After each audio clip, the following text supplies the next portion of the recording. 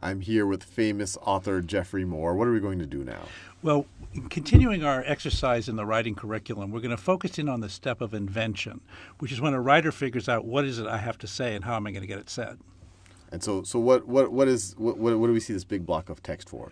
Well, so one of the things you do in a college a lot is you read other people's writings and then you're expected to develop your own point of view about them. So not just read and memorize and regurgitate, but read, criticize, and then present your own point of view. So I'm going to show you how we actually would do that in a typical writing assignment in frankly, any college class. I've picked a text about teaching because it's something that you and I both care about, and it'd be like a class we might be taking in education. Sure. So I think what we'd like to do here is have you read it out loud, and then I'm going to start to ask you as you're going along to note your reactions, and we'll note them down. And that's the first step in the invention process that we call read and react. Okay, should I start? Yeah, please. All right. So this is, I guess the title is Excerpts from High School Teacher Gerald Conte's Resignation Letter. Where did you find this? Oh, yeah. So this was on the internet a couple of weeks ago. This is we're in April of 2013 here, and basically, it's a wonderful high school teacher who fundamentally had just had enough, and in resigning, he sort of laid out what his feelings were, and they resonated. It got a lot of circulation on the internet. Okay, so let's read this. My profession is being demeaned by a pervasive atmosphere of distrust, dictating that teachers cannot be permitted to develop and administer their own quizzes and tests, now titled as generic assessments, or grade their own students' examinations. The development of plans, choice of lessons, and the materials to be employed are increasingly expected to be common to all teachers in a given subject. This approach not only strangles creativity, it smothers the development of critical thinking in our students and assumes a one-size-fits-all mentality more appropriate to the assembly line than to the classroom. We have become increasingly evaluation and not knowledge-driven. Process has become our most important product, to twist a phrase from corporate America, which seems doubly appropriate to this case. Okay, let's stop there. So as you were reading that, so what are some of the top-of-mind reactions you had? I empathize with where he's coming from. I mean, I could imagine being in his position, and I don't know exactly what he's reacting to. He's reacting very strongly to something. It sounds like someone's telling him what to do, essentially micromanaging him. Yeah. Okay. So we just, if I make some notes somewhere around here, Yeah. I'd say something about micromanagement. I'd say something about the strength maybe of the reaction. So what's going on there? As you were looking at that, what in your own experience either corroborates that or might cause you to question that? I've actually made video content with some folks that were very particular about what I should cover and what I don't cover. And I think for me, a lot of the joy of making videos is my own kind of personal contribution to it, and I personally do react very strongly when someone kind of tells me what. Yep. So I would circle strangles creativity because that you're clearly empathizing with. I think it's right not there. Only strangles creativity. Yeah. It smothers the development of critical thinking in our students. Now, interesting question. Do you think that by strangling your creativity, I'm doing a disservice to your students? Possibly. It essentially depends what this one-size-fits-all curriculum that's being pushed onto these teachers is doing. But I could imagine that, I mean, he's essentially complaining about two things. One, the state or the district or whoever micromanaging what he's doing. But he's also complaining about the actual micromanagement itself, that it's actually probably bad quality. It's something that he would fundamentally, he's not thinking it's a great curriculum that's being forced on him. Okay, so there's two interesting points there. One then is the system and the governance. Right. And then this other one is the actual execution of that governance by people of low, potentially, or behavior of low quality. What about this idea about becoming increasingly evaluation and not knowledge driven?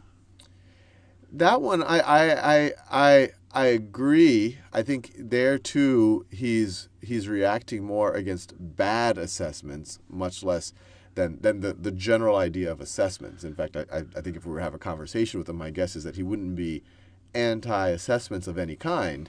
It's just he's anti-bad assessments that are trying to just capture a very superficial understanding. One size fits all. Teach to the test. I hear right, hear and teach lot. to a superficial test. But just to develop, to talk about your point of view a little bit, you actually make quite an important point of including testing in the overall the overall formation of your curriculum. So why do you do that? Why? So there is an evaluation part in there. How is it different from the evaluation he's rebelling against?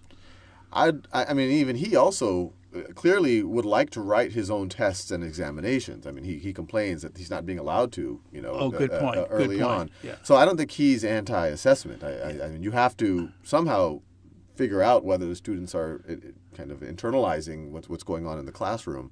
I think I'd probably agree with him that it's really what the assessment is about. I mean, I have seen a lot of these kind of standardized assessments that get put out, especially at the state level, that really are just measuring things at a very superficial level versus deep understanding. Okay, I think that's great. And we might capture that, something about superficial. Now, what we would be doing if Sal was alone, he'd be writing notes on the page around it. I'm kind of distracting him a bit with conversation, but he'd be sort of capturing his ideas, where he agrees, maybe where he has a slight departure. Let's try the next paragraph. STEM rules the day. Let me highlight. STEM rules the day, and data-driven education. We should probably tell people what STEM stands. STEM, science, technology, engineering, and mathematics, rules the day, and data-driven education seeks only conformity, standardization, testing, and a zombie-like adherence to the shallow and generic Common Core. Let me underline it. Along with a lockstep of oversimplified so-called essential learnings. Creativity, academic freedom, teacher autonomy, experimentation, and innovation are being stifled in a misguided effort to fix what is not broken in our system of public education, and particularly not at our school. Not at our school. I'm going to double underline that. So how did you react to this paragraph? Here I'm feeling a little bit more mixed. I mean, I agree with him. STEM, to a large degree, does rule the day. There's a huge focus on mathematics and science, and a lot because that's where at least the perception is a lot of kind of the future jobs are, and where there's kind of we're falling short to a large degree. And arguably, most of your first 1,000 videos were in STEM. Yes, okay. That's where I'm known for. Okay, right. But I don't think that's the most important thing. Obviously, we're doing other things right now. No, this right. video is a non-STEM video. Sure. Data-driven education seeks only conformity. Now, I know where he's coming from, and I understand his point of view. I don't think he's saying. I mean, if I'm trying to understand him, I don't think he's saying data-driven is bad. I think all of this when he's complaining about testing and curriculum and data-driven, he's complaining about the variation of that's being imposed on him.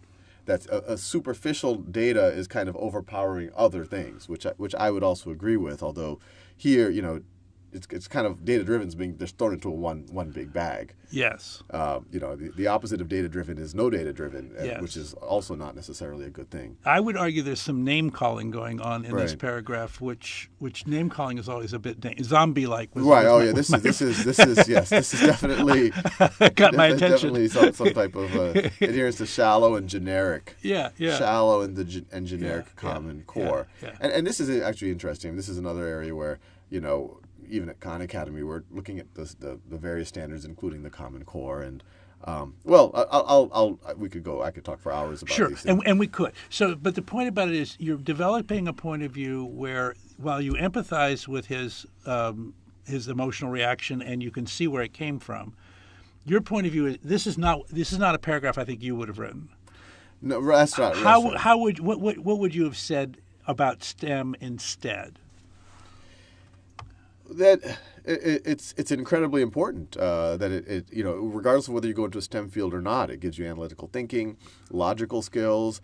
There actually is a creative component to STEM. I mean, the E in STEM, engineering. When you write a paper, you're kind of engineering. I mean, engineering is fundamentally a creative pursuit. Yeah. It's like writing or painting or anything else. Yeah. And so I think it's STEM shouldn't be just thrown. I think sometimes those in STEM sometimes belittle the humanities as saying, oh, it's just foo-foo, touchy-feely stuff. That's not true. It teaches you critical thinking. It makes you creative, et cetera, et cetera. And those sometimes in the humanities belittle STEM as like, oh, it's robotic. It's one size fits all. It's the right answer versus the wrong answer. There's no creativity. Right. And that's completely false. In fact, I'd argue that to be great in either, it's actually you're exercising the same muscles. Great critical thinking, great core skills, but a lot of creativity. That's what differentiates you in STEM or in the humanities. I think that's okay. So that was very cool. By the way, this might be a place for us to kind of pull this thing to a close. We may not need to go after the third paragraph.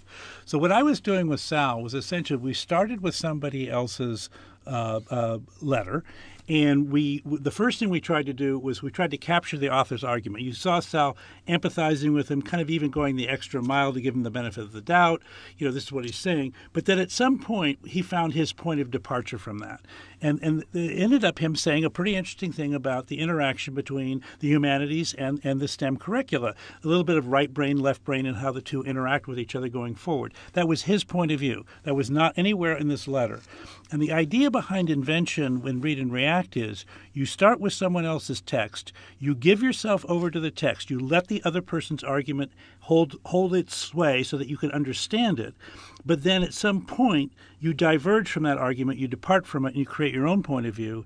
And in academic writing, that's how academics goes forward. You inherit the tradition with what's been written before you. You read it, you react to it, and then you contribute to it going forward. And that's what the Read and React invention process is for.